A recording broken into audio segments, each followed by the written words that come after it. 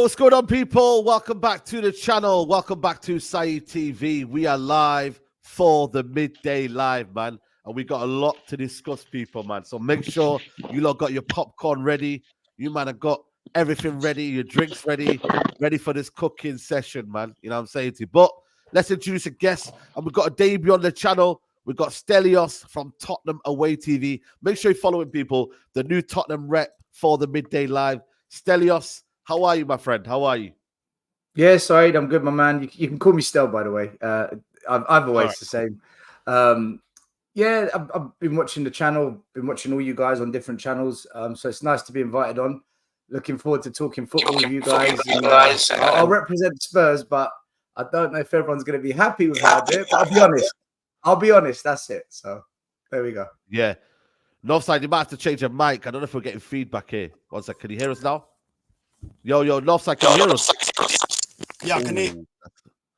Yeah, the mic's mad, though. The mic's mad. You might have to just come in and out a little bit. But big up to Northside. We'll also be getting Dom as well here. Lee couldn't make it. Lee's got a mad, what did he say he had? He had a migraine. Migraine, man. Migraine, people. So Lee couldn't make it. So big up to him. We got Rums in the building. Rums, what are you telling me? Oh, I've had better weekends. Like, you see this Arsenal fan base, I'm there. My phone was just going off. But I'm here, man. I'm here. I never hide. I'm here, man. And I'm ready to speak. You know what I mean? Yeah, big up, man. We got man like LB in the building. Didn't even have to do anything today, but still doing a madness. LB, what are you telling me? Yeah, I'm ready for this L Rom's cooking show, man.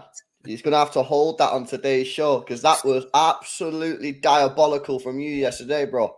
Absolutely diabolical. So you're going to have to hold that firm today. But I'm chilling, man. I'm obviously chilling. Yeah, absolutely, man. And Northside, let me see if we can hear you again. Northside, can you... One second. I don't know if your mic's mad. Yeah, we're getting feedback. Can you not hear feedback? Oh, yeah, bad. Yeah. It might be the mic, you know. The mic, Northside. You might have to just change your mic, bro.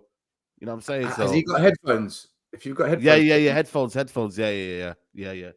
But listen, let's start on the Liverpool game, man. You know what I'm saying to you, Rums, chat to us, man. What happened? What went wrong?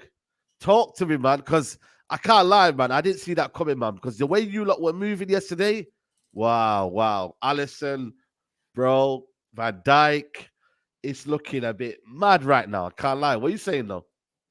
First of all, we were poor. I'm going to give Arsenal their credit soon, but I'm speaking about my club first.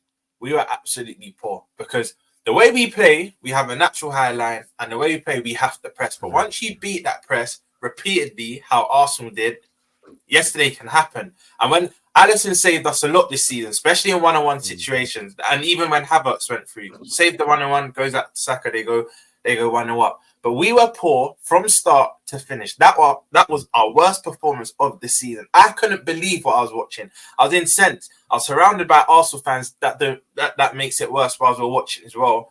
But we were poor from start to finish. Arsenal thoroughly deserved it. And even the FA Cup game, it was similar. It's just that they weren't as clinical that day, and we were. But now we've played them again.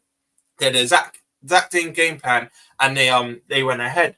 But Gravenberch, I'm going to go through plays individually. Van Dijk and Alisson first. I'll start from the back and we'll go from the front. But Van Dijk and Alisson, poor game. You're rarely going to see that, but you can't be doing that in a magnitude of this game against Arsenal that are right behind us in this title race also. You can't be doing that. Trent, what's there left to say about him? We know what he's about going forward. But defensively, again, Martinelli, he looks forward to this. Had him on toast. One thing I'll say is, Kanai had a poor game, but he got Trent out of jail a lot.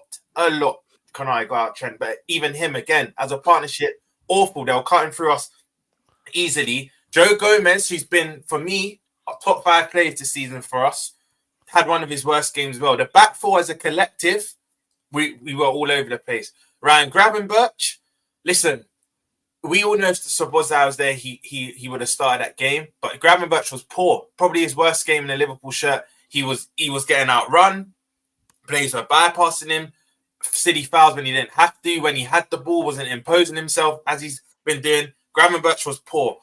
McAllister, I know a lot of people won't agree. You lot on the panel might not agree. I think he was actually one of our better players. He's the only player for me. Yeah, I know the first goal was at fault, but after the first goal, he's the only player for me that was being industrious, getting the ball back, winning it back, trying to play it out to your Diaz and your Jotas.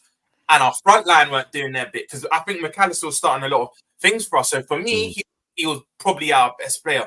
Jones, on the other hand, look, he had a bad game. I'm not going to be too harsh on Jones because for me, again, one of our better players this season, but he was poor himself. Misplacing passes, losing the ball in our half. He was put on the front three. I've given them a lot of credit in past weeks, but this is where I have to be onto them because Luis Diaz, yes, in the last 3 games, his output's improved. But he gets in a lot of spaces game in, game out, where his output should be higher, much higher. And yesterday, I think he was wasteful because he got in a lot of good positions, and it's just p-rollers to Raya. He's literally just Raya when he needed to make him work a bit, go wide, go in the inside, but he wasn't doing any of that. And Jota had one of his worst games in ages as well. One of his worst games. He couldn't hold up the play, he couldn't link up the play. The chances didn't really fall to him. And then you've got Gakpo. Look, Liverpool fans aren't going to want to hear this. Gakpo is not good enough for us. Squad player at best, but he's not good enough to be a star. And I was even saying this in the good runs. I don't want people to think this is reactionary. Gakpo is just a squad player at best. Yeah, when sometimes him and Nunes have good link-up play, as you've seen in the Bournemouth game, but he's not good enough to call a spade a spade. Squad player at best. And yeah, Arsenal battered us from pillar to post, and that's what can happen. If you beat our press and you're clinical, we can get picked apart like that. We're not going to change the way, because you have to take the rough with the smooth. The reason why we beat so many teams because we normally perfect it. But when we don't, and you can see that amount of one-on-ones, it probably shouldn't even have been 3-1. Arsenal should have made that 3-4 and 5, but we were able to nullify them in certain opportunities. But I want to go through the goals as well. Obviously, you have the first goal where Havertz went 1-1 and Saka scored. And when we were 1-1, when we went 1-1 into half time, I thought, you know what? We've been so poor, and they've given us like the fact we had no shots on target, but we're going into half time 1-1. I was like, you know what? I'll say to my boys, I was with the Arsenal fans, we're going to win this game now. You don't effed up. You've given us a lifeline. We've been poor, but it's 1-1, and we can't get any worse than that. We had a 10-minute spell at the start of the first half. Then it went back to normal again. Arsenal picking us apart. I have to give him his credit. I think Havertz was very good yesterday. He imposed himself, was dropping into pocket, winning the fullback. But I have to give credit to Jorginho as well, because I think that is now the new double pivot for them for the time being. I think Jorginho and Rice together, I think it worked amazing for them. And then credit to Trossard, came on and he let's call a space where he took the piss with us. That third goal, you can't be getting beat like that. And this is where I'm going to give Kropp some criticism. You don't put Luis Diaz right back. You just don't. Even if you're trying to go for the game, you don't put one of your wingers, as much as he wasn't having a good game, at right back. He's not defensively minded enough. And Trossard exposed it. Him and Elliott got left for dead, and he scored a great goal. But we were poor, man. And remember I said last week, LB inside, you remember, Andon, this next week was big for us. I wasn't even accepting 4 out of 6 points. It needed to be 6 out of 6, because I know what Man City are like. When they smell blood, it's over. And some Liverpool fans saying, nah, draw would be all right, because if we continue to win our games and beat City, we'll go ahead of them or 11 points. No, I needed 6 out of 6 from this week. Yeah, we got us 3 points against Chelsea, but now draws have even killed us in past seasons. For me now, it's not fully over, but I've had City's favourites from the start. And the difference is City, Arsenal and Liverpool will all drop points still to the end of the season. It's just that City will drop the least. And now, I think Arsenal fans can get gassed, and rightly so. I'm not going to be celebration police here. You should be gassed. You won against a team that was in form, only lost 1 game this season. But the best result for this is for Manchester City. Arsenal won, but this has just made it easier for them, in my opinion. This has made it so much easier for them. So, yeah, credit to Arsenal. We were poor, but we just have to try and go again. And these are times I wish we had a midweek game, because you have to put up this whole week now. I wish we had a Wednesday game where we could just win and put it behind us. But credit to Arsenal. They done what they had to do. Odegaard taking pictures and that. Just let's hope it don't come to bite back on the end of the season because we know, like you said, I don't care. Saeed, in the famous words of Saeed, there's always an Arsenal meltdown just around the corner. So around the corner, we'll speak in May. But Arsenal, well done, you done your thing. Listen, hats off to Arsenal, man. I've heard a few Liverpool fans saying that we didn't turn up, but the way Arteta set them up is the reason why you lot played like that. You know, it was very similar to what we did, how Pochettino set us up when we had Arsenal at the Bridge, and Arsenal fans were rattled after. We weren't good. I said, bro, look how we were set up. We were set up from stopping you lot from playing. And if you guys remember, before we played you lot, Roms, the main thing I spoke about is we've got every chance of beating you lot or having a good game against you lot, depending on how the manager sets us up. Yeah. And a big part of the pitch that I'm looking at is your midfield. Because as much as Klopp has been able to use McAllister, Endo has improved over the season, in my opinion, your midfield still isn't balanced, bro. And there's a lot of other midfields that I'm taking over yours. Do you get what I'm saying? But yesterday, Arteta kept it very simple, very basic. I have to disagree with that. If you're going to go yesterday, it was... If your midfield balanced on paper. It was so... The proof's in the pudding. You don't have one loss in how many games if the midfield's not balanced. Yesterday it was poor. I hold my hands up.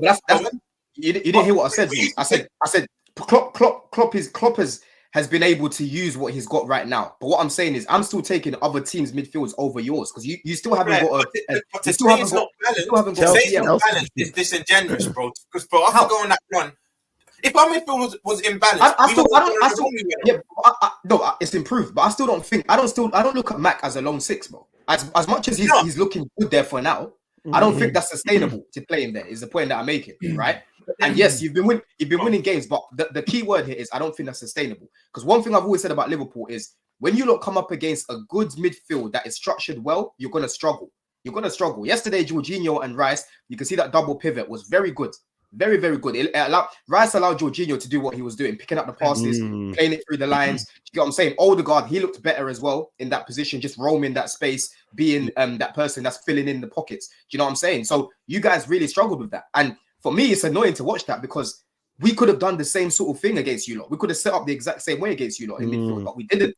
We had Caicedo playing as a lone six. We had Enzo running over there. You weren't seeing that yesterday with Arsenal. So tactically, bro, Arteta got it spot on. He got it spot on. You know. So what's the Chelsea fan's name here? Sorry, I don't know your name. Beg your pardon. Don. Sorry, Don. I disagree a bit here, right? Liverpool haven't lost a game. Liverpool haven't lost a game all season, unless you look at the Spurs game, which was covered in controversy, right? Liverpool have been undefeated all season. To say it's not sustainable and their midfield's unbalanced, I don't think is quite fair. I think they've got strengths in other places, like they're finishing, bro. That's what's been getting them out of a lot of games. If you watch Liverpool games, they can be got at, bro. But it's the midfield that allows for the attack to function, right? So I think what happened yesterday, and teams do have a bad day at the office. Oh, by the way, I'm not totally disagreeing with you. I'm not saying, the midfield doesn't have its weaknesses. I think what happened yesterday was this game meant so much more to Arsenal than Liverpool. Because if Liverpool lose, God forbid, they're still top of the league. Arsenal don't win, they're done. And Arsenal, as much as I can't stand them, they're really good at this. These clutch moments, they've always got them in them. And they're really good at stepping up in these moments. What they're not good at is when you play a West Ham or Fulham at home you're supposed to beat, they cock it up and then they bottle the league. That's what they're not good at. I just think they wanted it so much more than Liverpool because it meant more to them. That's what I thought happened yesterday. And in the moment, Liverpool just fell apart. They just didn't know what to do. They didn't know how to respond in the moment. So I think you're spot on. It was a bit of complacency as well because we've gone into that game and I think it transcended even in our fan base. Like I said, the general consensus from my fan base was not me. I wanted to win. I thought we would win. I said 2-1 and I wanted to win. But a lot of Liverpool fans you spoke to said, a draw's not that bad. It's that, have you learned your lesson? The title races with City, it's draws that killed us. In a lot of them title races, there was one title race where we lost one game the year we won the Champions League. So I said, no, we need 6 out of 6. And I feel like the complacency from the fans, because players see this stuff. Players are on socials. I'm not saying when they dress it up, they're on socials. And when fans are saying that, you know what? I think you're spot on still. You know what?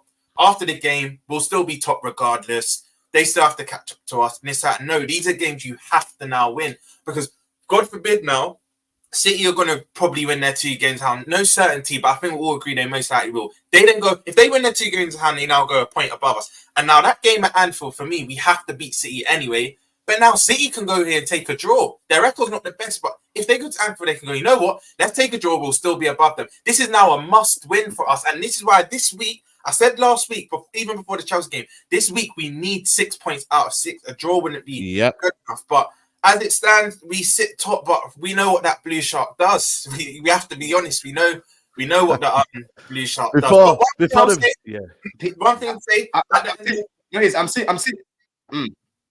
Go on quickly. One thing I will say is, Arsenal fans can do all this doom and gloom. Everyone can call us bad, but just to put a positive spin on this, Liverpool fans, don't be too down in the dumps. A cup final against Chelsea that will most likely win, which I think we'll win. We'll still go far in the road. You're going to win. I think we'll win. FA Cup, we're still in there. And the league, I think City win it. I still have City's favourites, but it's not entirely done. So, it was a bad result yesterday. These things happen. We were poor. We deserved the loss. But we go and move again. Got Burnley at Anfield, which should be a win. Again, this Premier League's a fun year, but we're not like an Arsenal that go back to back and dropping points. So, I'll say we'll be back against Burnley, man. We'll be back. Before I'm going to say, all you got to say, hold on. All you Liverpool fans that I'm seeing in the chat right now saying that you've got a balanced midfield, I don't want to hear nothing about McAllister. He can't play as a 6 no more. I don't want to hear none of that. Yeah, because when the time comes and he's exposed again, like he was yesterday, I'm not saying he was bad yesterday, but overall, bro, when it comes to facing the midfield like yesterday, they are going to struggle because he's not in his best role, is the point that I'm making. McAllister never played as a lone 6 at Brighton. Never. Same thing as Caicedo. He'd never played as a lone 6. Yes, he's doing a job there. Listen to what I'm saying. Listen to what I'm saying. Where would you play? Of course, I'd play him in an advanced position. Rose, you're missing the point. Can I calm this down? McAllister doing a job there doesn't mean that he's the answer long term, bro. It doesn't mean that. Don, when you come up against a midfield like yesterday, it's over for you, lot. Don, you have a short memory though, because McAllister's not even been playing the 6 for us. It's Endo, bro. I know he has. He's only been playing that in Endo's absence. And you know, from the Arsenal game to the Asian game, he's been class there. And once Endo comes back, we've now got a different variation. Once Enzo comes back, McAllister can now be in his natural 8, and then Szoboszlai and Jones will probably fight for that position. And competition normally breeds better performances, so it's not all doom and gloom because McAllister's not going to persist in that 6. I guarantee you, when Endo comes back next weekend, Klopp will move him back there. That's why I'm saying it's not as imbalanced as you think. But I agree with you. I'd still like to go out and get a 6. So you agree with it? Yeah, I agree with you that we need a 6. It's not as imbalanced as you think because we've been doing well. To be fair, I thought about the midfield situation. Listen, I talked about Endo. Listen, the guy that they talked about, Endo, they are missing Endo. So maybe it's Endo that they probably need. Yeah, big up to St. Mia says LB, Rice, and Jorginho are going shark hunting. Best midfield in England right now. And big up Xavier says, once we get Tony, we'll be hunting. What's that? It's like some massive shark thing. I think it's like I don't think they're around. I think they're extinct, but like they're like the biggest shark ever. Okay, listen, big up to Zane's getting his chest out. Effectively, Zane's got his chest out, man, big time. Zane's back, man. Zane is back, bro. Zane is back, man. In that regards, man. But Zane, you know what? Let me bring LB, and then I'll bring Stelios here. LB, they've got 1 win against the top 6. You know. Liverpool Football Club. I know that's not what wins in the title, but they are going to have to go to. Listen, they got Man United at home, which, again, it might be an easy game for them. Who knows? I don't know what will happen. It's always a tricky game side. Don't do that. Okay. Then they've got to go to City. I think City at home, is it? Is it got City come to us. City come to us. City's come to us, yeah. LB, talk to me about their record, man, against the top 6, man. It's spooky. Well, maybe. I thought yesterday was everything that could have gone wrong went wrong for Liverpool. I think Klopp got his tactics completely wrong. Reliable players, Alisson, Van Dijk, were absolutely abysmal, shocking. The midfield was complete farce. And yesterday the midfield was completely imbalanced. McAllister was in there. Basically, I think people are missing it. When people are slagging off McAllister yesterday, saying he was getting roasted. No, it's because he was there on his own, mate. Because the boy Curtis Jones and Gravenberch, them lads offered absolutely no support, nothing at all to help out McAllister in that midfield. And the bro was just there on his own. The forward line was absolutely abysmal. I'm with Roms. I do not think Gakpo is good enough for Liverpool Football Club. I'd go as far as to say I don't even think he's a good enough squad player, man. I just do not rate him at all. Luis Diaz, he likes the twists and the turns, like looking pretty sharp and that, but he doesn't actually do anything of value. You know what I mean? So I just think they got it completely wrong. You know what I mean? I think Klopp has to hold a little bit of criticism, like Rom said, because for me, I think he got a lot of that tactics right. I think Liverpool would have been better off going there and sort of playing a little bit more counter-attacking style with Darwin Núñez off the bench. I know Núñez might have been having a little bit of a knock or whatever, but he was fit enough, obviously, to come off the bench. I would have played a more counter-attacking style. The pressing was absolutely ridiculous. Arsenal played through it so easy. And they never changed. Van Dijk was absolutely shocking and deserves all the criticism he's getting on socials and that, because he's meant to be one of the best defenders in the world, and that was a shocking performance. And listen, that midfield, man, we've said it at the start of the season, yeah. We all said it that Liverpool midfield is sketchy. And they've sort of got away with it, and they've done well throughout the rest of the season. The question is, will they go through the rest of the season with that midfield, even when the players come back in, and be able to go and dominate and win games or not? Listen, you guys have got to win the game at the weekend. I'm pretty sure you will, because it's Burnley and that, but you guys need to get back on the wins. But that was totally shocking from Liverpool yesterday. I couldn't believe it. Before the game, I said, I think Liverpool are going to win because they've got the experience of these games. They've got the know-how. It was complete opposite. Arsenal was so calm. Yeah, they were cool on the ball, playing out from the back against Liverpool, beating the press. Liverpool couldn't keep the ball, man. You guys were rattled. You know what I mean? Your fan base was rattled. Carragher after was rattled. Yeah, I just couldn't believe what I was witnessing. There was a key point in this game where we could have flipped on his head. So, when we've come out second half, there was about a 5 to 10 minute spell where Arsenal were a bit under the cosh, and we needed to score in that moment. And the minute we didn't, and they regained control of the game, it was over from there. I don't even think you look like scoring though, bro. Even at the end of the game, yeah, when Arsenal was obviously just taking the win and they were sitting back and absorbing the pressure. I seen like McAllister or someone have the ball like 35 yards out. I said to the chat, I said, does anyone actually think Liverpool are going to score here? You guys were just passing the ball. Kanate to Van Dijk, Kanate to Van Dijk. LB, I agree with you. I'll say forward, man. I'll say about from the 55th minute onwards, we didn't look that scoring. We could have played for another 3 hours when it scored. But I think as soon as we came out second half, there was that 5 to 10 minute period where we were actually onto them, and we needed to score in that period, and we didn't. And then Arsenal just took the reins again.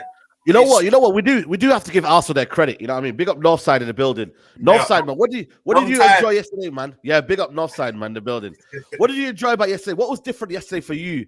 And were you kind of like, you thought, yeah, man, we had Liverpool yesterday. What was convincing about it for you, look?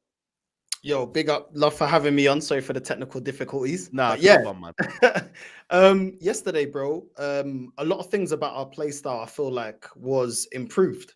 I've been somebody that's been on this manager's case about reverting back from not reverting back to, should I say, the way we were playing last season, which I think gets the best out of this team. When we play direct, which we was yesterday, making runs in behind, quicker on transition, releasing the ball quicker, making more runs, more players committing forward, not breaking down the counter attack. A lot of times we get to the edge of the box and we start passing it backwards and sideways. And I think yesterday we was very effective with hitting them with speed, and also making sure that we were making the most out of Gomez being out of position, Trent being out of position, taking on our fullbacks instead of passing it back to the midfield or passing it backwards. Those are things I've been frustrated about with Arsenal, because we need to create a lot of chances for a team that has no focal point. And we have to spread the goals around. We never address having a striker, so we have no focal point, and we need to get the most out of this team. And the best way is the way that we was playing last season.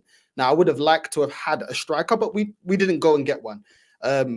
People that know my feelings on the club already know that I feel like we're doing the bare minimum in that aspect, in not addressing the bench, not addressing getting a striker. But the way that we played yesterday, I mean, Jorginho, I don't rate Jorginho, but I think he played very, very well. I think it was exactly what you needed. Havertz for me. I didn't feel that Havertz played very well. I think for our third highest signing, for me, he's just not good enough. There was times where he was getting the ball from deep and trying to run at them, and then as soon as he's touched, he just falls to the ground. There was the chance that Saka put away. It was a crap shot from Havertz. You need to be burying that. You know what I mean? The only thing that he's really brought to this team is, you know, bringing goals sometimes. I can't even say often enough as I'd like.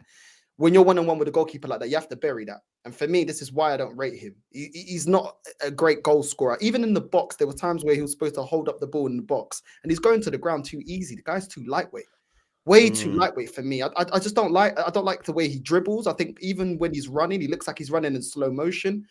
But I don't want to. You know, Havertz, you know, carrying Havertz is, listen, he's not a good player. Saliba as well. I think that's something that we need to work on as well, because defensively, if you remember, he should have cleared it out, man. What was he doing there at that point? Like, why did he not clear it That's out? arrogance, man. Wow. The thing is, he's got his arm around him. So the defender has got Saliba's got his arm around him. You can feel when Diaz is coming around you. If you can see that you're losing control of the attacker, kick it out. You know what I mean? Because he had his arm around him that whole time. And instead he's waiting for Raya to clear it. If you see Raya's not coming out fast enough, clear it.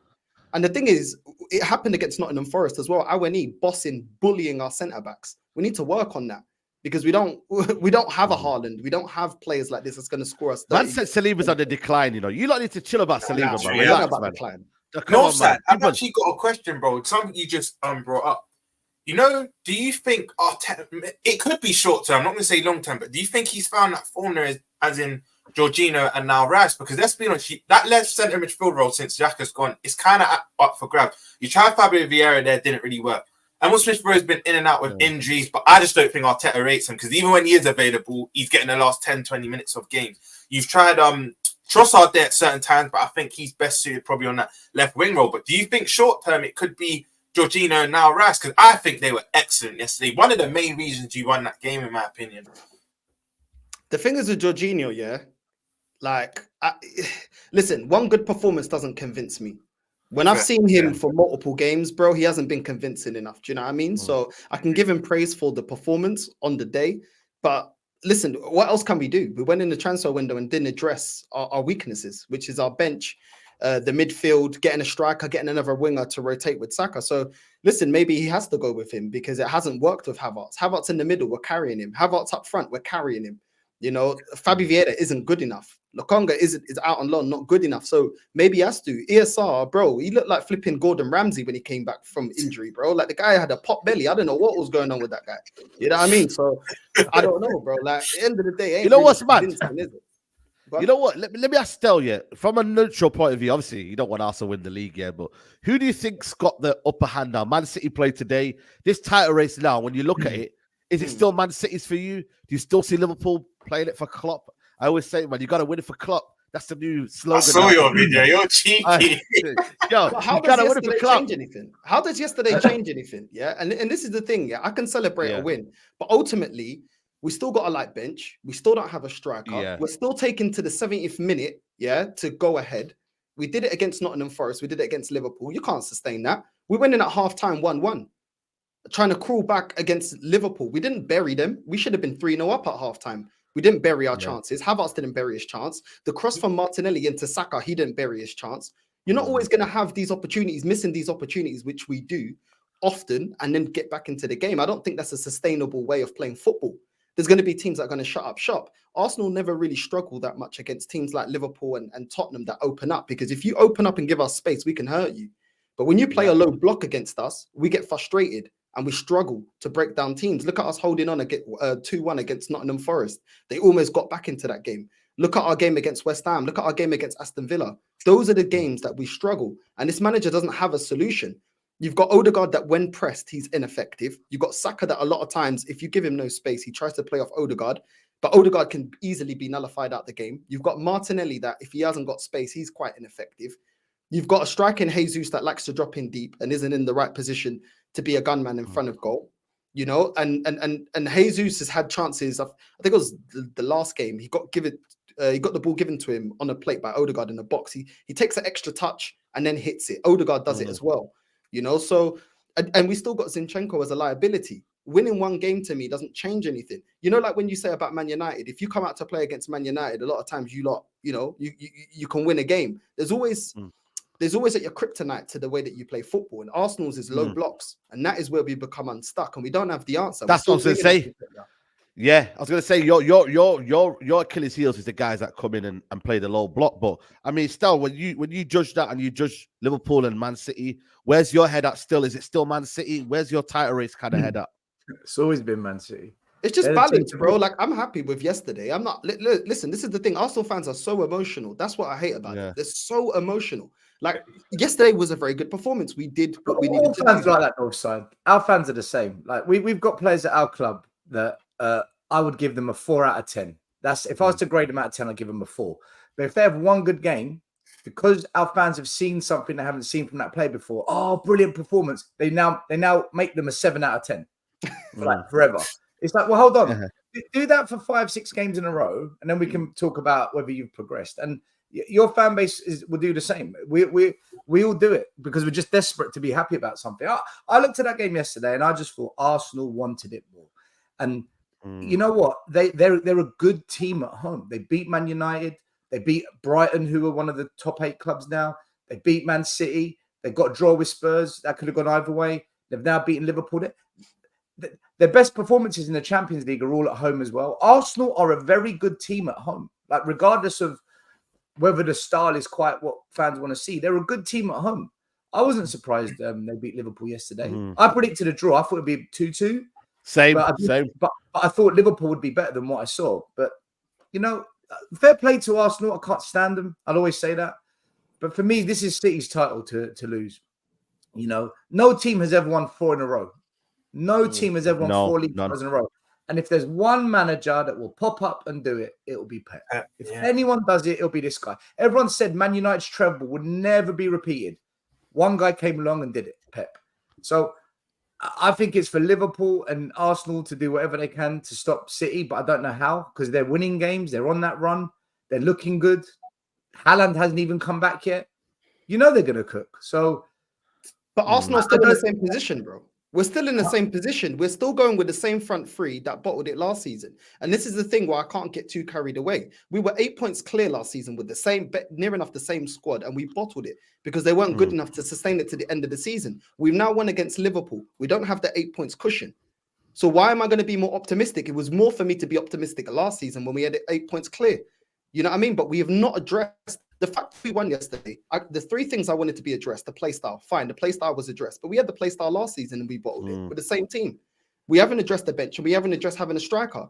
So why should I now forget last season and be like, oh, everything's fixed? No, everything is not fixed. Arsenal fans were talking about fluidity. We had fluidity last season for 93% of the season, but we didn't have the quality and the personalities when it really mattered.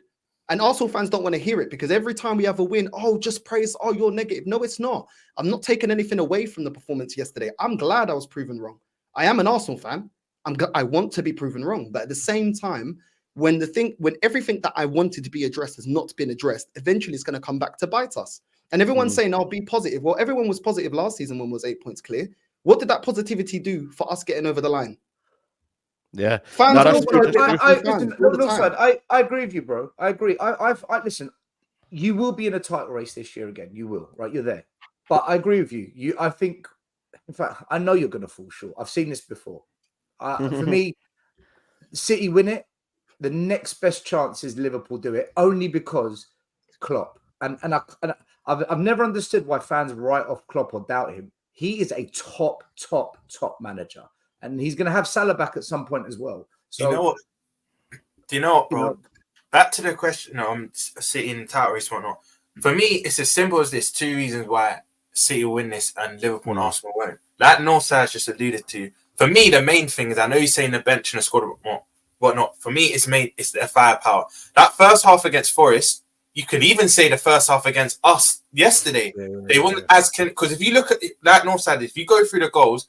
First one was a rebound. Second one was an empty net. Third one's the only one where you can really say, you know what, it was clinical. But for me, Arsenal don't have the firepower to bring them to the league. They're going to dominate games. They're going to back teams better to post, but they're going to come unstuck. The reason why I don't think my club will win a league, because I said it last week, Liverpool lose 3 Premier League games max. I think we're only going to lose 1 more time this season. But what's going to kill us is draws. And it's not even just under Klopp. This has been the history of us in the last 20 odd years. under Rodgers, it was mainly draws. I know we lost a few times at the end of the year, that Chelsea draw and the Palace draw. Chris Van Bourne and Chelsea were 2 draws. In the league, when we lost against City the year we won Champions League, we lost, I think it was 8 to 9 games that season. It's always draws that stint us.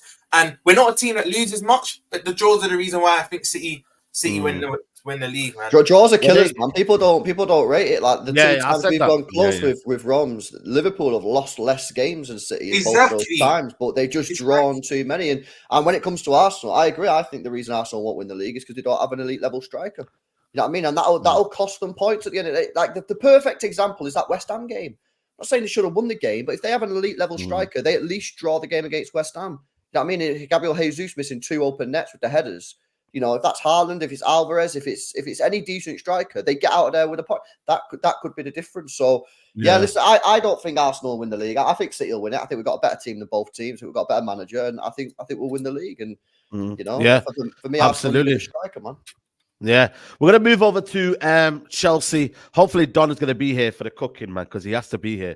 Make sure you like the videos. 1.3K in the building. Let's get to 500 likes ASAP. Make sure you follow up everyone's channels. Tottenham Away TV, Rob's Big Six Band, Northside LDN, and obviously it's LB as well. So make sure you follow up everyone's channels. Guys, Chelsea, I mean, how, like, you know what's mad? Yeah, I was in the ground last night. This makes it better for me, you know. No. It's magic, you know, Maurizio. You know what's mad? Yeah, I'm going to start with Stelios first of all, yeah. But I was in the ground yesterday, Stel, and big up Leslie was next to me. She was like, it's 4-1 to Wolves. I was like, what? Yeah. Are you kidding me? Because obviously I'm concentrating on my game. I'm not checking the scores, yeah. And I'm hearing 4-1 to flipping Chelsea to Wolves. But still, man, your old man Pochettino, are you sad for him? Are you kind of like, like, what are you thinking about Chelsea at the minute, man? I just reckon the free fall right now. Poch is doing every Spurs fan proud. He's doing what we wanted him to do. Go to Chelsea and make it worse than what it already is. It's fantastic, you know, Agent Poch. I think, look, I am a Poch fan. He does divide Spurs fans. I am a Poch fan, and I think he was dealt a bit of a bad hand at Spurs. Yeah. I think he's also walked into a nightmare situation at Chelsea. They don't know what they're doing. The problem is much higher up. You know, how many managers are they going to go through? Chelsea fans will turn on the manager because they've got a culture of get rid of the manager, get rid of him, because that's how it was under Abramovich. You've got 6 months, prove yourself, or you're out. And I think they've been spoiled. Chelsea fans have been spoiled for a very, very long time. And look, what I'm seeing at Chelsea, and this is going to cause a stir with the Chelsea fans. Before Roman came in, Chelsea had won 7 trophies, right? Don, I'm not coming for you. I'm just spitting some facts, all right? But they weren't a big club. Roman's come in and just said, get what you want, buy what you want. He's bought the best managers, the best football directors, the best scouts, the best contract negotiators, the best transfer specialists, the best players, and they just cleaned up for 20 years. He's now gone. What you're seeing is the Chelsea that they've always been. This is what happens when you don't have a chairman that was all about trophies, win, whatever it takes. They've now got a guy that's come in that I don't know what he wants. I don't know whether he's here for investment, whether he just wants to show off to his mates that he owns a sports company, whether he actually wants to win trophies. But this is the real Chelsea. This is the Chelsea. You know what, right? Still, big up Prems, because Prems have the big up Prems. If you don't know, big up. I hope him and his newborn are good, yeah. But Prems had a phrase for this. He said, "Post Roman bums." This is literally what they are. Post Roman bums. So big up Prems. Yeah. But you're spot on. You're spot on with everything you said. You know, I don't want to use Spurs as an example, but that's the club I support. We'd won 18 trophies before Roman had come in. Right now we're a disgrace. Now we're just, I don't know what, Spurs have become one of the biggest businesses, not football clubs. But this is the real Chelsea now. This is life before Roman. So I feel a bit of sympathy for Poch and any manager that goes to Chelsea, but at the same time, you're choosing to go there. Nah, bro, so you can't feel sorry for Pochettino. No. I just said, I feel sorry for him for the situation he's in, but he's accepted the job. So the guy should be fired. The guy should 100% be fired. Yeah, that team is 11th. 11th, man. There ain't 11th, yeah. you can't feel no sympathy. mad. Yes, It's actually the mad. upstairs is shocking. Yeah, we all know the board and that is shocking. But Yeah, the but what facts are manager the goes facts. in there and turns that around, LB? What manager in world football says, I Yeah. want that job, give me these players, I'll do whatever players you give me, I'll just deal with it, and I'll turn this around. Maybe the You know what style of play will be better. Maybe they'll be 7th or 8th. Fair enough, I can accept that. But no manager goes in and makes them a top 4 team. I'm not for saying me. no one's saying that. No one's because everyone knew this So year why was going to be sack Poch difficult. then? Why would you sack Poch then? Because he's 11th. Yeah, but And- okay, and the manager still- comes in, gets them 7th is better 7th. than 11th. Still, For enough. Chelsea, is 7th okay for Chelsea? I didn't say it was okay. I said it's better. What you've got to you've got to show that this manager is taking his team forward and that there's some progress being made from last season. They're in a cup And they've final. not. They've gone They're in a cup backwards. final. Fair And enough. still- But the league form is absolutely dreadful. I agree. And It's also, not- just it's the bread and butter. The league form is the bread and butter. You've Just- got to improve in the league, man. just to add on to that, we already know upstairs is a mess, but Poch hasn't helped himself. Playing players out of position, start of the season. Remember Chelsea's run at start of the season? After us, they had about 6 or 7 games in a row. They should have got maximum 13 plus points from, right? When you're playing Enzo in the 10, Gallagher in the pivot, Chilwell left wing, you have left backs available and you're not playing them. He's not doing himself any favors, and this is where I think the frustration comes from the Chelsea fans as well. I agree with you still. There's no manager that comes in and makes them a top 4 team. Like you said, I think 7th, 8th at best. But he could, like Elby said, I feel there needs to be But then that manager will get sacked because they're only 7th or 8th. This is the point I'm making. Unless a manager comes in and makes them top 4, they're going to get sacked. No. You think they need to manage You're expectations missing the then? point, bro. You're missing Yeah. the point still. Chelsea fans will turn against the next manager for not getting them top 4. No, they won't. Not if they believe that the manager's doing everything that they can and it is purely the fault of the board. At the moment, yes, there's fault with the board. Everyone knows that and they need to change. But this manager is also massively underperforming. If they're seeing that the manager's doing everything that he possibly can do and the team's doing as well as they can do, but it's just because of the recruitment that they're only managing to get 7th, then they'll probably exclusively look at the board. But they're not doing that because they're 11th in the league. So they have to look at the manager, the players, the board. They have to look at everyone.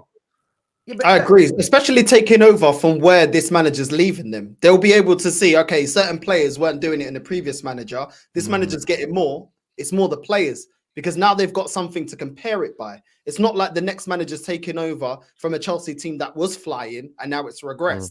Kind of like when Tottenham had Poch, you got rid, and then you got a manager that was regressing you in terms of your style of play, not getting to the Champions League final. Then you can start blaming the manager. But when they're taking over, when he's taken over from a Chelsea team that has no identity, can't defend, don't know where some of their best players are in their best positions, I think there's a little bit more context on that for them to say, you know what, this manager is, if he got us to 7th or 6th, we can see it's the players because kind of like Man United and Arsenal, we had a lot of players for time and time again, letting multiple managers down. We could see that it was the players. It was no longer just the manager. The players as well was letting down the manager. So there's a bit of context there, I think. I agree with LB. No offside. I'm not saying Poch is not blameless at all, by the way. I want to make that clear. I'm not saying Poch can't do better. The point I'm making is when I said I feel sorry for him, any manager that goes into this club, Are you back done?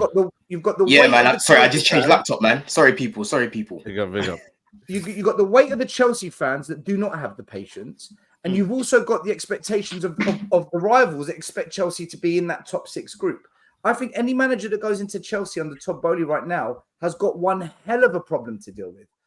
Where I do blame Poch more than anything is you knew what you were walking into, right? You've accepted the challenge. Therefore, if you are mid-table, I don't feel sorry for you. I feel sorry for the fact that he's at Chelsea right now. That's maybe I said it incorrectly.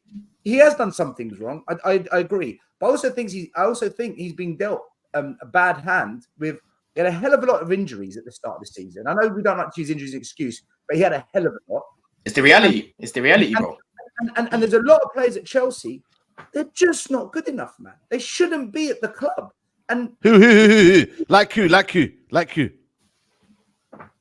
Oh, bloody Listen, hell, bro. We'll be here we for a can long talk time. We need a scroll. That's the Yeah, fact. but are we acting like we don't see other managers coming into the Premier League not having all their squad or a squad that we expect them to be where they are now? For No, example, you've got one. Listen, I'm gonna go in on this guy, bro, because you make a good point. You make a good point. I'll let you land, my bro. Go on. all I was saying is that, No, for example, Unai Emery took over a toxic Arsenal team and was still able to get 5th and only got fifth because he put all his eggs in the Europa League basket and almost got it over the line. Obviously, we lost to Chelsea at Baku. And now you can see Unai Emery coming with Aston Villa. He's overachieving with that team. Gerrard had them nearly in relegation zones, bro. He had them 18th or something. Aston Villa have got better players than Chelsea. I'm sorry. Aston Villa have got better. Where did Gerrard have them last year, bro? Where did Gerrard have them last year before he got sacked? Where? Yeah, but fair enough. Look, that's the perfect example. Pochettino did not have this bunch of players in 11th. It is proving a point. It is proving a point that this manager has got good players and he doesn't know how to use them. Week after week, LB, you come on the top 6 with me weekly. You've been hearing me criticizing Poch. I've had more bad things to say about this guy. He played you yesterday. He had a stinker. He played him yesterday. Had a stinker. And this is what I'm going to get into because I want to speak about the game, but I'll let you finish your point, bro. Because I didn't catch the first bit you said. Technical problems and whatnot. I'm not here to defend Poch. I'm not here to do that. But I looked at Poch at Southampton and he did an unbelievable job when the expectation was low because it's Southampton. He came to Spurs who were, yeah, look, we get a bit of UEFA Cup. He made us a top 4 team and we played the best football I've seen Spurs play in the last 30 years. Poch gave us that. And all the old boys at Spurs who've seen the Hoddle days and the glory days of Spurs, we know we're going back. They say it as well. Poch is a top manager. He's a good coach. The issue is, I don't know if Chelsea is the right environment for what he is. At PSG, he had similar issues.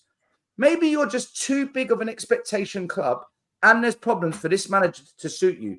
When Poch went to Chelsea, I actually said, I don't think this suits him. I don't know about this.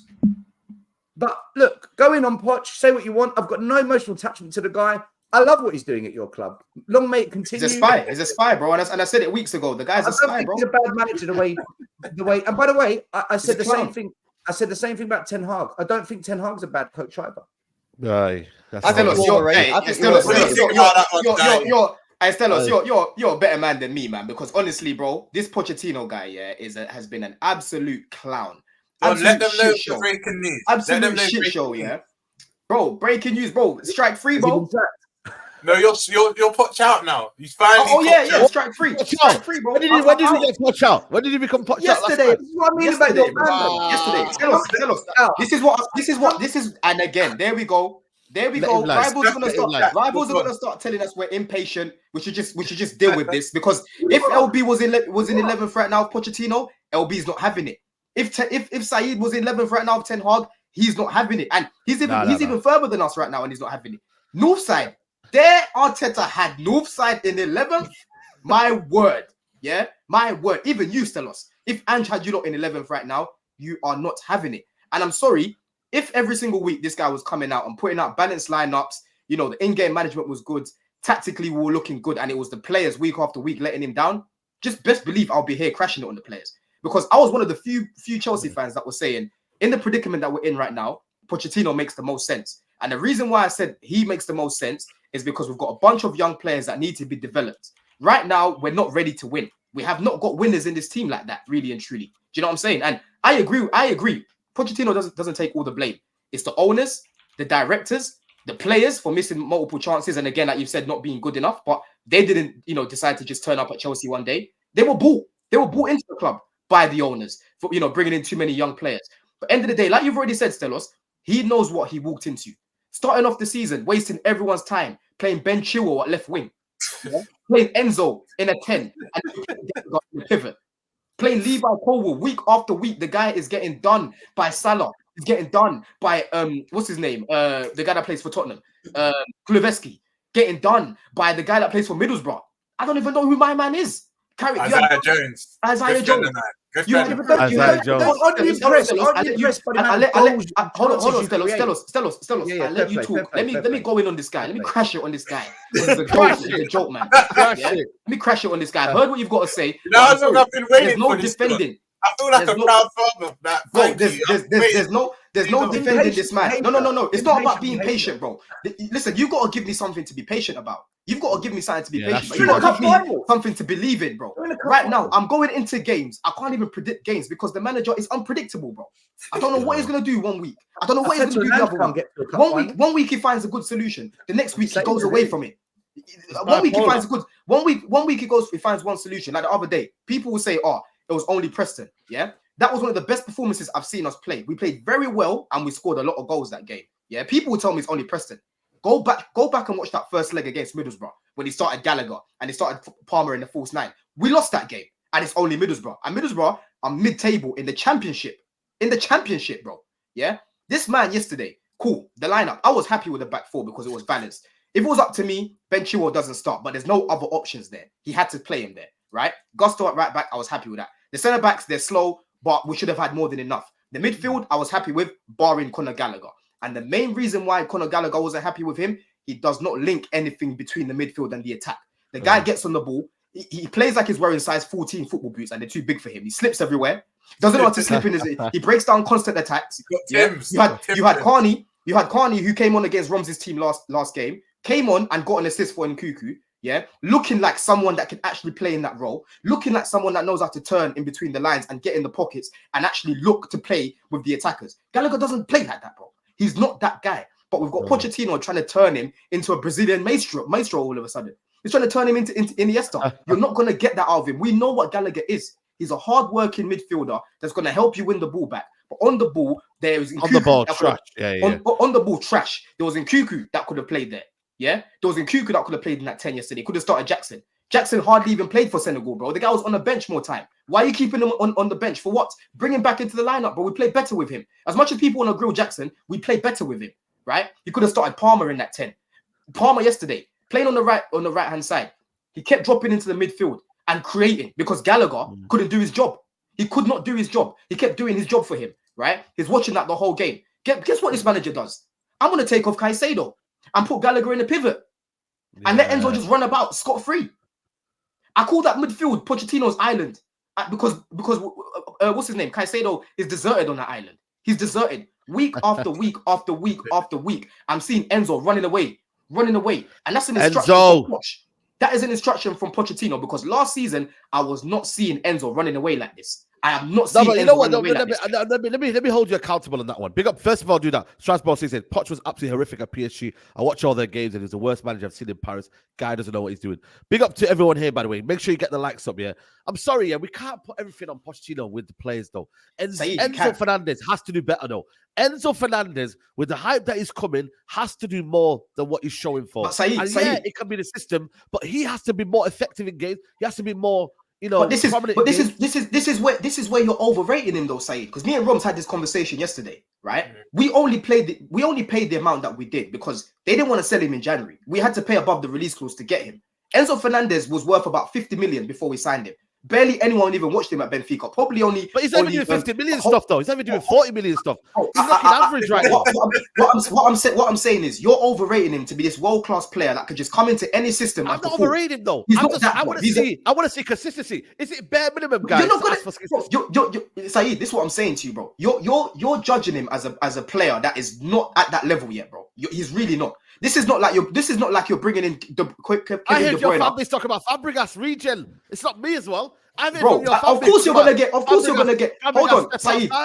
You know what I mean, bro? I'll be real, man. Saeed, of course you're gonna get there, though. The hype's been there. I know the hype has been there, but I'm talking about what I've said. Talk about what I've said. Yes, there's a lot of Chelsea fans that overrate Enzo Fernandez, but I've never put him up there, bro. I've never put him up there. I've said he's a very good player. He can definitely become world class at Chelsea, but he is still young. And what do young players need? They need a good platform in order to play well, bro. And week after week after week, this manager sets them up to fail, right? It's no surprise, bro. We conceded 4 against Newcastle. That game, he set us up to fail the way we were set up tactically. There was no surprise that Liverpool had their best first half all season, bro, against us. You lot had your best game against us. Against us, bro. This is not a coincidence no more. The way he's setting us up is mad. Against United, I'm seeing Cole Palmer playing as an 8. I'm seeing Enzo Fernandez playing as a 10. I'm seeing Cucurella playing right back. I'm seeing Levi Cole playing left back. Week after week after week, there's something that he does wrong. Something that he does wrong. And I said it last week. I said, anyhow, I see Enzo Fernandez still leaving Caicedo by himself. He has to go for me. He has to go. Because last season, Graham Potter found a way to use Enzo Fernandez better than this man. And this is a man that's got more stripes in the game, if you want to call it that. He's got more stripes in the game. He's been around longer, and he should know what he's doing, right? I don't know what he was doing on that break. Clearly, he wasn't watching Brighton because he must think Caicedo's a lone 6. Do you know what I'm saying? This manager is clueless, and I'm not putting all the blame on him. Like I've said, these are the cards he's been dealt with. But end of the day, he's being paid what, 10 million a year? and he can't even find solutions. But we are 11th in February. You're not wrong, sorry. We are 11th in February. I don't think you man are deep in it. And like I said, Aston Villa is the perfect example. Gerrard had these man 18th. He had these man 18th, and I kept banging on at the time. I kept saying, these guys are not bad players. They've just got a bad manager that doesn't know how to use the players that he's got. Week after week, I'm seeing this manager doing something mad. Something mad, bro. Don, look, I get where you're coming from because you're seeing your team mid-table and as a Chelsea fan, it's unacceptable. I totally get it, right? But your team this season, and you know, just like Arsenal, I hate you just as much, if not more, actually. I hate you a lot more. But your team this season, when I've watched your games and I've watched highlights of your game, the one thing I've noticed about your team, and this is classic Poch, you create a lot of chances, good chances. And when I look at the league table for XG, Chelsea is the third highest in the league below Liverpool and Man City. You don't finish your dinner. If you just had players that put that ball in the back of the net from all these chances you created, there's no way you're 11th. You're top 6. That is, are we going to blame Poch for that? No. Because you just of course that was in a clinical. You're you see, look, you're going over a narrative that was something that was a bigger problem earlier on in the season. That was when we were playing better as a team, and that was when he was playing Palmer. That was when was playing better as a team. What I've noticed now is that the team has regressed. The team has regressed. Yesterday, if you go watch the first half, yeah, we weren't creating nothing, bro. Yeah, Enzo created a chance for Nkuku, right? And funny enough, we were poor and we're getting worse. And even though we were the most informed team after December, we picked up the most points. I don't know how, because if you watched our games, bro, I even said it during the time. I said these results are papering over the cracks of what is actually going on in the games. LB, like I've said again, he's on the top 6 with me weekly, and I've come out here. I've been saying more bad than good after wins. That goes to show you that football is not sustainable, bro. I knew losses like this were around the corner. I knew it because the players kept bailing him out. The players kept bailing this guy out. Yeah, but you remember that performance you put up against Arsenal? He has not been good enough. You know that performance you had Arsenal on the and you were unlucky to not beat us. You remember that performance? You guys were unlucky. One of his better performances, and I picked him up about that. Okay, let me tell you his best performances. I can count how many good performances we've had on one hand. Why is he not able to replicate? This is my point. He's not able to replicate it because he doesn't know how to use the tools that he's got. No side. Yesterday, he started Nkuku. He started Palmer. He started Caicedo. He started Enzo. Are you not telling me these are bad players? No. Are you not telling me these are bad players, bro? Good players. Because I'm not hearing that. I am not hearing that, yeah? You can tell me that we create chances. Why can't we keep the ball out the other side? What about your defense, though? What about your defense? What about your defense? This was about to get on. Badia, them man there. He's been playing a high line. This was about to get on. Taking back to France in a quarter. No, but he's played a high line with Thiago, bro. Like, why are you playing a high line? There we go. You know the songs now, innit? There we go. Saeed, last season, yeah, everyone knows that Chelsea's problem was scoring goals last season. Yeah, we were defensively, we weren't bad. It was keeping the ball at the back of the net, and we didn't even have a DM last year.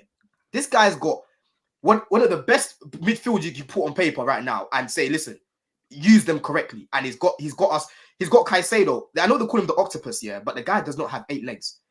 Like when we played Liverpool the other day on transition, we know Liverpool one of the most dangerous teams. Anyone will tell you that you need to have at least 2 men there to protect the back 4. Yeah, but do you know what he said? Caicedo, Moises, I trust you. Go do it all by yourself, bro.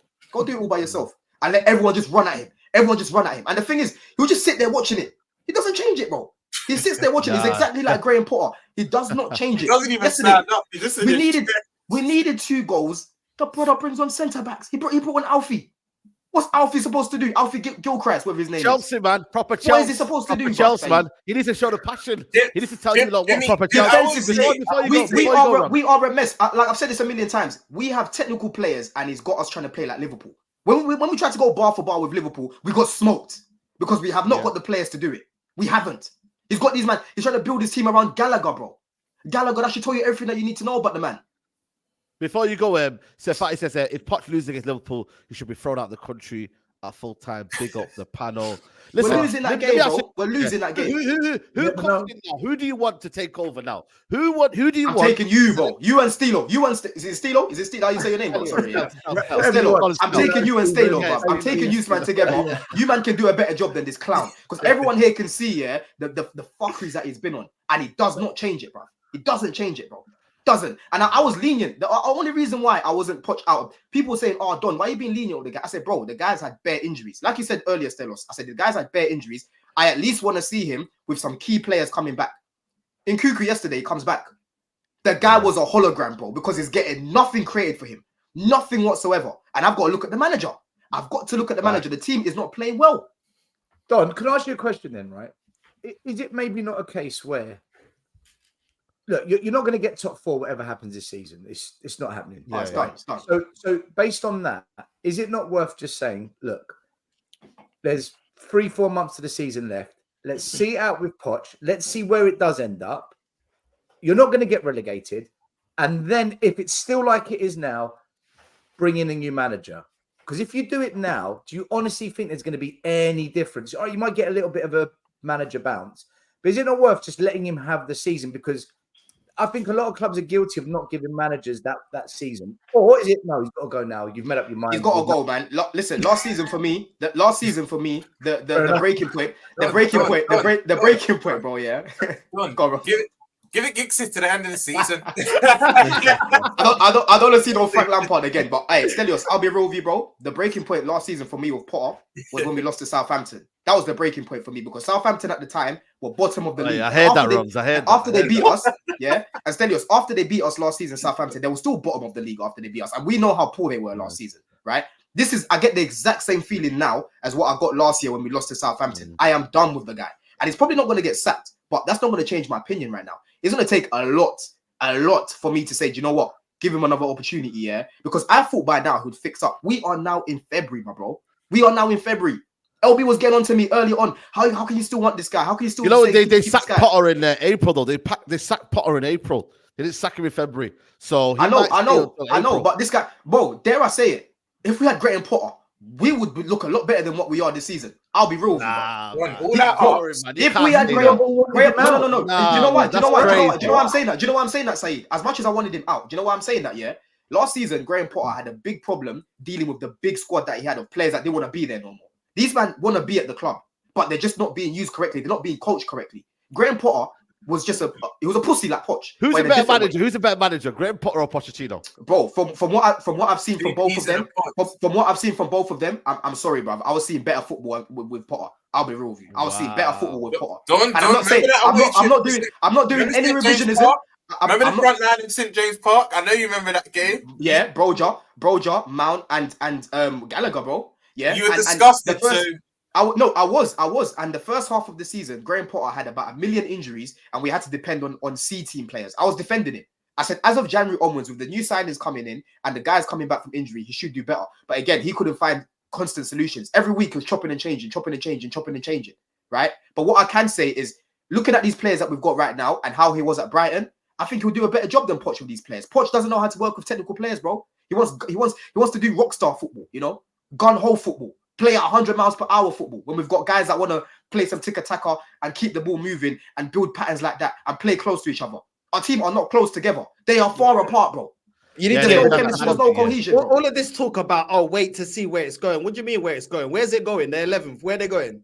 They're not going anywhere. Like, I don't understand it. Look, Man United might be the same thing about Ten Hag. Look now. That's what I mean. Yeah, but look now. What, you think Saeed's changed his mind? You think Saeed's changed his mind now? You think Saeed's changed his mind? Man United fans. You know what I'm saying? They should be talking to the man right now that they want. They should be talking right now. Don't wait. Don't be an Arsenal and wait for your rivals to sack their manager for you to then be scrambling. You know what I mean? They should be talking right now. Ten Hag might leave.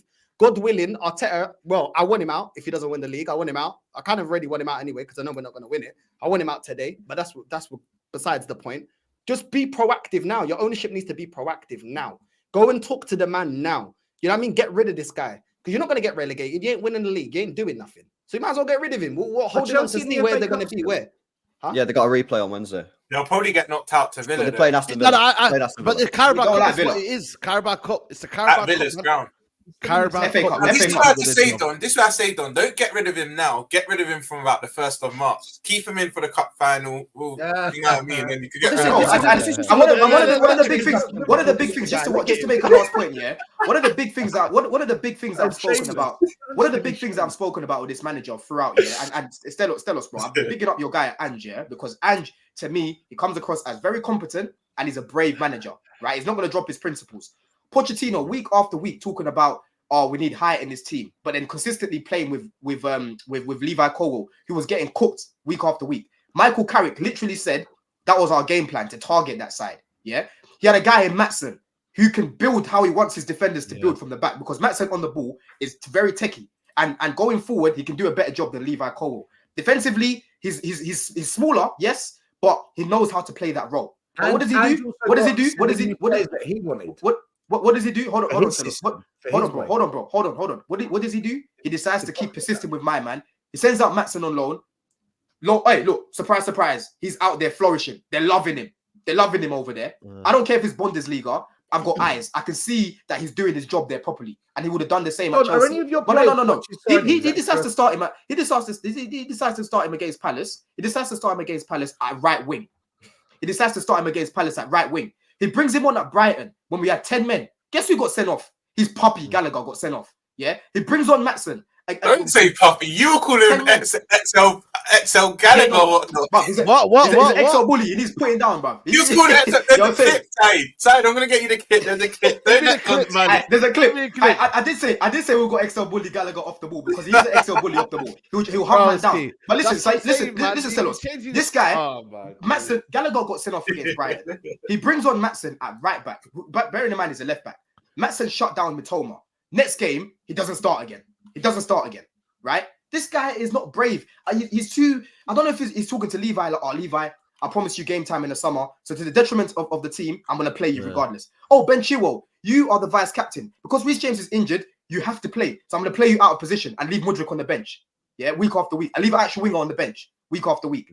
This guy is clueless. I don't know how you can still be defending him, bro. I don't know how you're defending this guy. You want him to stay because you know we're in the mud. You want him to stay because you know we're in the mud. And you want us to continue. You want us to continue being in the mud. That's what it is. That's what it is. And that is why rivals will continuously defend Gallagher, saying he's been your best. He's not been our best midfielder. I'm so sorry to say this. Even at the time. He has not been our best midfielder. 1 minute. I come from a different mindset. He's been better than Enzo, but he hasn't been better than Caicedo overall. So I'm at Caicedo's picked up the past few weeks, bro. Donny, I'm at a club that's come from 17 managers in 24 years, and I've seen what that does. It's utter failure. Unless you dump millions of millions on the manager's head to buy whatever players he wants, then it works. And you've proven that with Roman. You think I'm trusting Poch with his players? No, what I'm saying is, crazy. I've seen what happens when you don't give managers chances, right? I just think give him the season. After that, then you see where you're at. Are you not wasting it though, still? They're in a cup final. Would it not be better to sack him and get a manager that could go and win that cup final? He got them to the final, though. This is what we did with Mourinho. I don't care what Mourinho before the cup final. We sacked Mourinho before the cup final. Look what happened. We lost it. Yeah, that's true. That's true. Mourinho. No, but that's a difference. No. That's not comparable situation. One of the best managers we've ever seen, Jose Mourinho, to Pochettino. That's a different situation, but you can't. That's not comparable. That isn't. Yeah. Bring Lampard in. Bring Lampard in. Might as well bring John Terry out whilst we're at it as well, Roms, bro. And you're talking about the money spent. They're going to spend the money. They just need the direction. They spent $1 billion that's quid. all they need. Could So have you been can't really successful. compare. Your ownership, you're talking about giving managers time. Your ownership saw a manager that had no right to get to the Champions League with the team that he had and then didn't back him. It's a completely different club. Chelsea know that, listen, if you go there and you're the right manager and you bring in the right team, as long as they get the scouting right, bro, they're going to be back up there. How are we comparing the way Chelsea's run to Tottenham? Tottenham do not spend the money. I think what he's trying to say though is similar ideology in that aspect of where Tottenham were. I know Stell's got to go soon. Stell's got to go now actually, but similar ideology is what you're trying to say basically, Stell. In that I'm just saying this world of clubs that are toxic, where there's problems at the top. If you keep sacking managers, nothing will ever land. It will never work. I think you've got to give manager at least minimum a season. That's all I'm saying. Listen, if you disagree, I can accept that. It's easy for you to say that because you've got no emotional connection to the club, bro. You've got no emotional connection to the club. That's what I mean. You know your club better than me. Pochettino has no relationship with the fans. He's built nothing here. Like I said, I wanted the guy, but I don't owe him nothing, bro. He's won me nothing for me to be sitting here hoping that he comes good. I'm judging him based off what I've seen right now. I can't go off of hope. Yeah, I can't. I'm sorry, bro. What I've seen so far has not been good enough. Bring in Potter for 3 months, and we're all good. Or Lampard.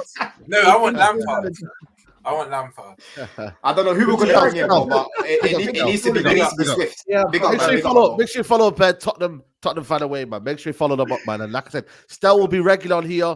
The new Spurs rep. So big up, Stel. Good solid debut, man. Until next week, you might get cooked. But Yeah, we'll see. respect to Love, big up, bro. Love. Big up, man. Big up. Big up. Make sure you follow up Stel, people, man. Good guy, man. Good guy. Listen, I don't know where they go. I don't know. People saying bring Lampard. Guys, in the chat, yeah, spam who you think should come into the job at Chelsea. Spam who you should think, guys. Spam who you The should problem think. is, bro. The problem is, Sayed, the type of manager they need, their owners and their board won't want, because they need a manager to go in there and say, "This is dead. This is dead. This is dead. This is dead. Eat shit. And get rid of all these things." They need to be told. They don't want that. They want a yes man, which is why they went for Graham Potter. Which is why they've got Pochettino. Pochettino's a yes man. Graham Potter's a yes man. They need someone to go in there and tear it up. You know what I mean? And cause some chaos. They need a Tuchel. They need a Mourinho. They need a Simeone. These owners don't want a manager like that, man. LB, only problem with managers of that ilk, and I've always said it, when you're that credible, you interview the club. The club don't interview you. And then when the objectives don't align, the only way you can convince them is by throwing a bag, because they'll come into that, and the minute clear they can't aligning with their vision, they won't want that job. I understand what you mean. You need to still try and get it. If I was Chelsea, right, God forbid this happens, but you need to be looking at, listen, he won't come back to an English team. But if you were that ambitious, why don't you try and speak to a Klopp or a Zidane? All this narrative that he doesn't want to come to England, still try and go for the best. Yeah, that's not happening, bro. I got back from Mourinho. Hold on, what it is, all we need right now, Roms, is someone to just stabilize us and get us in a position where we are stable as a club and we're winning games consistently. That's all it is. He hasn't been able to do the bare minimum. Yeah, this is not Chelsea fans saying get him out. Jesse March. Bro, man said Jesse March. This is not Chelsea fans saying get him out, yeah, as if we're in top 6 or like we're 7th right now, or in and around Europe. Yeah, this is a team that's been going up and down, and it's been more down than good this season. All I want is a competent manager that can get this team working, right? And if they've got to get rid of him to go get a winner later on, so be it, bro. But right now, we are in no position to go get Zidane, bro. We are far from that. Don, this is why I agree with you. I actually disagree when people say this is the hardest job in England to take. I actually disagree. Your job is to take a pretty decent squad, not the best squad, but a decent squad, and take them to what, 7th? 6th? Yeah. We're not talking win the league or champion. We're just saying, like Don's saying, take a team that finished 11th or 12th last year and take them to 7th, man. We ain't asking for miracles here, bro. But this team is sitting in the bottom half of the table. You know what's crazy, LB, as well? Even saying that, they're getting off lax. I know they've got a new regime, but once you spend that type of money, any of the rest of us, we're expected to go for that league. So you're even getting off a light in that regard. That's why I'm saying it's not actually. I disagree when people say it's the hardest job in England, man. It's the hardest job if this the expectations. I tell you what's going to be a more difficult job. The next Liverpool manager. That's going to be a difficult job. Yeah. That's a difficult job. Whoever takes over from Arteta, if he leaves, that's going to be a difficult job. When Pep leaves, taking over a team that finished in the second half of the table and taking them to 7th when they've had £1 billion spent on the squad. Oh, don't chat to me, man, about Poch this, Poch that. I think the guy's one of the most overrated managers I've ever seen in my life. For real, dog. For real, Serious, dog. man. For real, man. Listen, big up to Big Six, man. What's the distance between Caicedo and marvelous Nakamba's from Luton, isn't it? Luton. Is that where he's from? Crazy. Yeah. Oh no, sorry. I thought you meant area. He was at Villa before, but I didn't know. Yeah, Villa now he's at Luton. Tanzanian. That I know.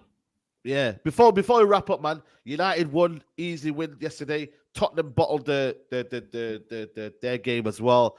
Top 4, is it still what you guys thinking in terms of that? Like, you know what I mean? Do you think United have got a chance? Do you think United you back saying in there? I don't think we're back. Are you mad? Bro, listen, I don't think we're back at all. Listen, Ten Hag is not in, mate. You know what I mean? One win, and then I get comments. Are you Ten Hag in? Are you Ten Hag? Bro, you just had Stellos saying, "Oh, look, they wanted Ten Hag out, but look at him now." Nah, man. Come on, Bro, it's Project Youth over there, man. Come on, just get behind the boys. They're young. Just get behind the boys. They've not been performing because you've been negative and you ain't been behind the team. Yeah. You know It's what I'm like it's your fault, isn't it? No side. Your fault why they're not performing. Your fault. You know what I it is think with me, that's yeah? happening, You know what it is with me? You're gonna see me, yeah. I'm just gonna be commentating on the title race. You're gonna see me shamelessly. I did a video yesterday on Liverpool, Man City tonight. If Man City lose tonight, LB, you might get a video tonight. I'm Seamus Said is back, bro. Like I said, United. Ivan get a little Toney, top four. please. Ivan Toney, I will be there. Please. Yeah, I just want to see Arsenal win the league, and everything. If we get top four and a trophy, that's cool. That's an acceptable season for me. I'm not gloating about it, but I'm saying we're still being shit this season. I've still seen a lot of bad results this season, so it's not gonna go away like that.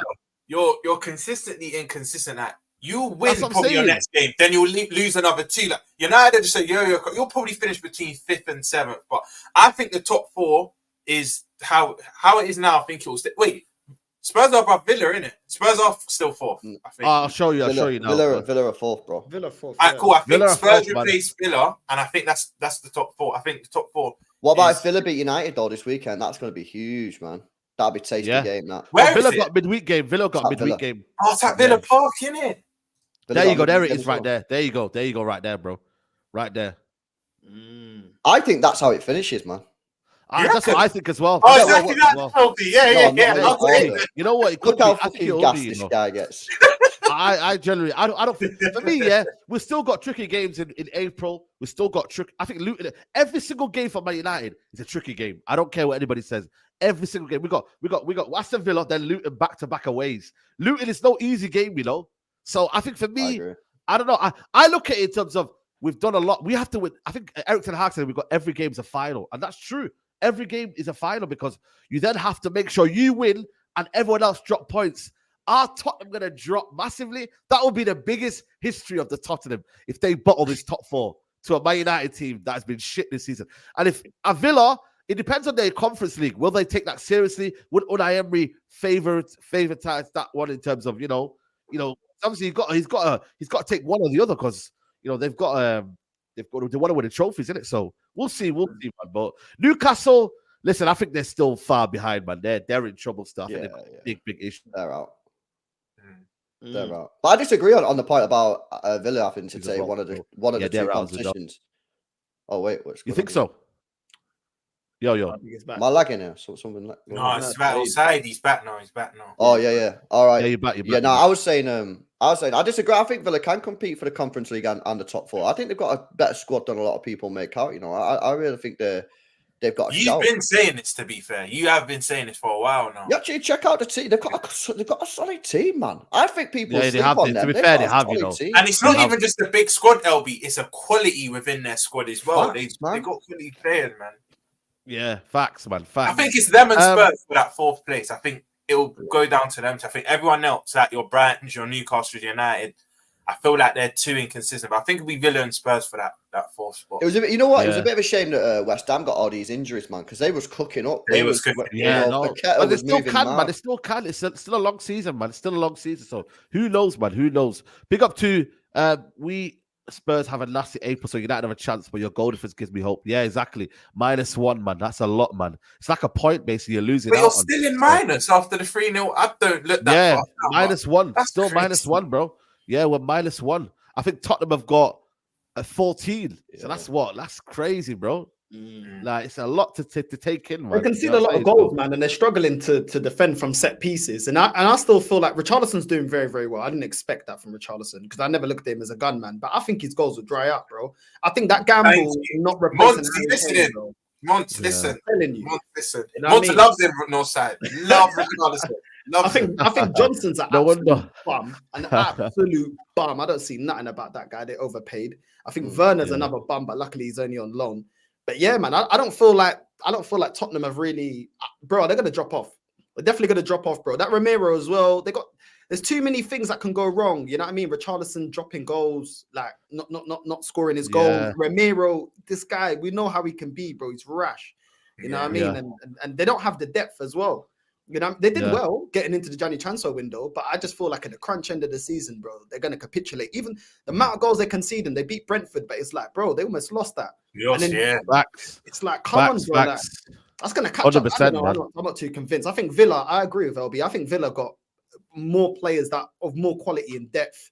And I think they'll be able to sustain both runs and do decently. The only way they don't get in top 4 now for me, Northside, is if they actually just bottle it, Villa. You know what I mean? Because like they had the chance to go top of the table against Sheffield United, didn't they, before Christmas, and they bottled it. Oh like, yeah, that's the only way. Because quality-wise, they're in there. Manager-wise, they're in there. The only thing is, this is their first time doing it in many decades. I think that like the only thing that could go against them is just will they have the balls to do it, man? Sometimes they'll just Didn't they lose to Newcastle? Yeah, they lost to Newcastle as well, 3-1. Yeah, they got battered, didn't they? Yeah, so we'll see. That high line gives me hope, man. The high line. But listen, I don't think we're getting top 4 anyway, so it is what it is. Guys, we're gonna wrap it up here, man. What a show, man. What an epic show. Big up to everybody who's here. We've just gone past 600 likes. That means 649 of you are still not liking the video. That's 649. Half of you have not liked the video. So if we can get maybe to 800 likes, you know what I mean? Can we do that, people? Big up to everybody here. Big up to Stephanie in the building. Big up Robs, man. Listen, we'll be back next week. If Burnley can do something, you never know, man. I'm at the game as well, so listen, just get the job done, man. But now big up for having me. Thanks as always. Big up Northside. Big up LB. Stel and Don as well. Everyone in the chat. But yeah, no, I'm not. I don't think I'm streaming again today. But yeah, thanks for having me, bro. And, hey, Roms, they got Fofana now as well, bro. Oh, Fofana's informed. Hey, that true? Oh, he just scored a brace, didn't it? Yeah, man. Hey, you know what? Premier League's a mad league, but we should be all right, man. We ain't lost at home yet, so we should be all right. Oh man, Man United are back, man. They're back, Saeed. Chest. Yeah. Listen, North side. Chat to me. Who you smoking on today? What video? Who you reacting to today? Who you reacting to? That video is like they're epic North side, bro. They're epic. I swear, they're massive. Oh, bro, probably gonna be one of the most hated YouTubers out there, but I don't care. You know what I'm saying? I genuinely don't care. You know what I'm saying? Listen, LB, Man United, Man City fans, I can never cook. They were so calm. Like, look how chill he is. He's just calm. Like, he's just never stressed. You know what I mean? So they're not getting cooked. I'm gonna react to Chelsea fans, even though they're not the most reactionary. And then Top Gooners will be tomorrow. Top Gooners, we must, because you know they get carried away. But yeah, man, look at LB, like little refreshment. Look how chill. It's annoying, bro. He's been like this for the past 6 years. It's a difficult life, man. Someone's got to do it. You know what I mean? Look at that. And you got this guy here. Look at this guy. This lagging. Chelsea lagging in life. You They're finished. Look at with his AOL internet, bro. You know what I mean? Bro, that's like Chelsea, man. Defense moving like they got an antivirus on it, bro. I don't know what's going on. Moving crazy. like LambWire. I don't even know. But yeah, love, man. Listen, Man United. Yeah, man. Come on. All right, listen, allow that. Well, big up to Don as well, Greasy Don. Make sure you check it out. And big up to LB. We're going to be redirected to LB. He's going to be live right now, people. So make sure you head over there, hit the like button on his video, man. But LB, what are you saying, man? Yeah. Big up for having me on, man. Good show as always. Yeah, I'm live now doing a preview for tonight's game. We must win. This is a cup final. We win this game, yeah. Chest is out big time if we win this game tonight. And then obviously watch along live from 7 o'clock. So we will be there. We will be there. Yeah, I mean, you might see me there as well. So big up to you. But guys, make sure you like the video. I'll be back at 5 o'clock for the Straight Jacket podcast as well. So tune in for that one as well. So big up to everyone. Midday Live. We're out. Peace.